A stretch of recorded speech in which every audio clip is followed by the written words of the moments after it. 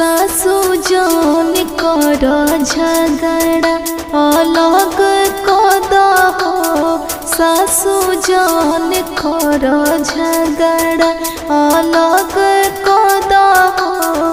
सासू जान कर झगड़ा जान दीह खेतवा बधरिया जान दीह घरवा।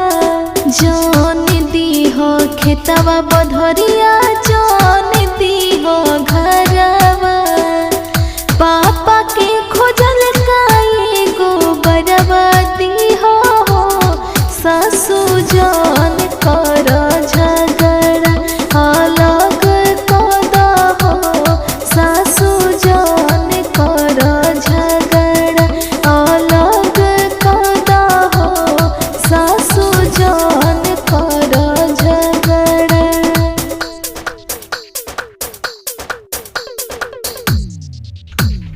जान दीह लोटवा छिपवा जान दीह तसलवा। जान दीह लोटवा छिपवा